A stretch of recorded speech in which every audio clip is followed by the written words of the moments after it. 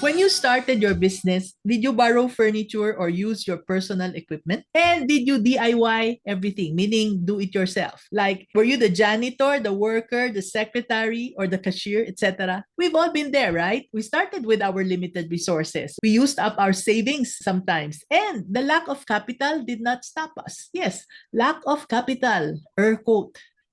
Hi, I'm Mommy and your Mommy Negosyo, and in this video, let's talk about how we can grow our businesses even if we lack capital.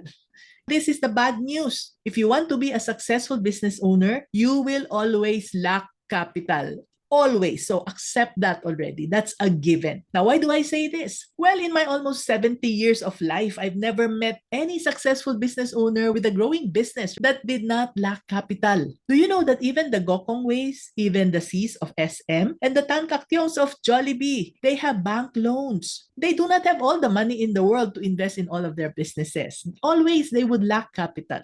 But Mommy N, you might say, my uncle is a hardware owner and he has so much money in the bank that he no longer borrows money. True, that could be true. You see, your uncle must already be in his 60s or thereabouts, right? Meaning retirement age. The same thing happened to some of our uncles. In their 60s, they already stopped growing their businesses. They were okay with what they had from a very, very simple life or maybe below poverty line life that they had. Now they already have a store that already fed the family, the children. What else do they need? So they were okay with what they had. So they just put the extra money in time deposits in the bank. They were actually scared to expand anymore because they were scared to lose everything that they worked very hard for all those years. At that age, in your 50s and your 60s, all people want is to enjoy their money, to enjoy the fruits of their labor. This is why I encourage you to grow your business while you are still young. And don't let the lack of capital stop you. Now, just like how you embrace the magic of bootstrapping without knowing the definition of that word,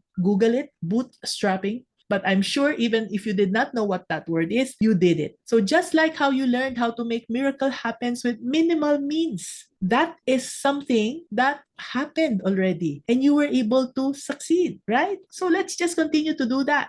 Another lady who had that experience was Cassandra. She was a single mom who dreamt of starting a plant nursery. She was an original plantita even before being a plantita became a fad during the pandemic. So everyone told Cassandra, they said, Cassandra, how can you afford seeds, soil, and pots without capital? But Cassandra, she was unstoppable. She used recycled containers. She bartered seeds with fellow gardeners. And she even turned her tiny balcony into a cute little garden. Now today, Cassandra's nursery is what allowed her to quit her job. She has all the time to be with her daughter, teaching her how to be a business owner herself when she grows up. Yeah, she is demonstrating what it's like to start a business in a very simple way without much capital. You see, a sprinkle of creativity and a dash of resourcefulness can blossom even in the toughest soil.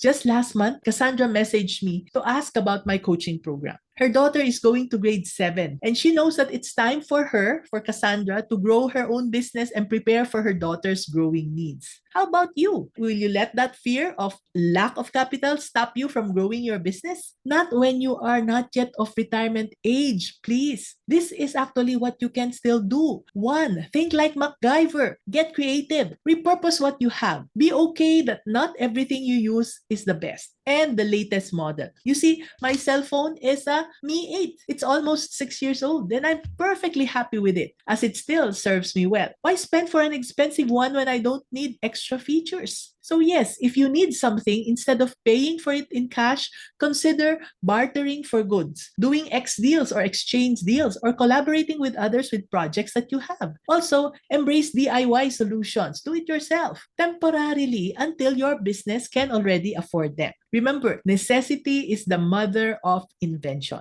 So, number 2, since we are talking of being able to afford something, why not be a budget ninja? Yes, this has been my advice in many of my videos. You need to separate first your personal money from your business money. Keep them in separate accounts or separate drawers or separate boxes. And then track your expenses meticulously and do this every day before you sleep. Because if you postpone it, the list will soon pile up so much that you will not want to do it anymore because it's already overwhelming. Remember to prioritize your personal and business needs. Never be afraid to negotiate. Every peso saved is a victory for you and your business. Now, third, leverage free resources. The digital world is your oyster. We were always told that nothing comes for free, and yet there are many things that come with no extra expense. Online tools like Zoom, Calendly, social media platforms like Facebook, Instagram, TikTok, videos to learn from, and community partnerships to build your brand and reach your audience. A lot of them are free. All it needs is a little patience to learn how all of these can help you while you are still growing your capital so that you'll be able to afford paying for premium plans later. But now, just get the free plans.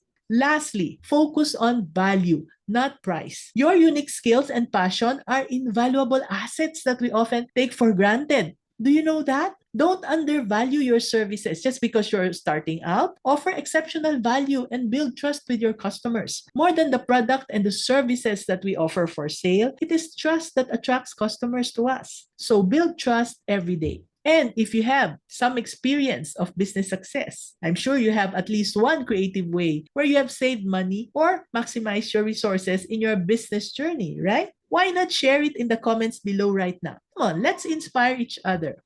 Remember, when you grow your business, don't focus on your limitations. Instead, focus on your possibilities. While you are still young, do the following. 1, get creative. 2, do your budget and stick to it. 3, leverage free resources. And 4, focus on value and not price. When you lack capital, business success is all about resourcefulness and resilience. And with a touch of creativity and a whole lot of heart, you can make magic happen with minimal means. So, celebrate your small wins, embrace the hustle, and let your brilliance shine. You've got this, right?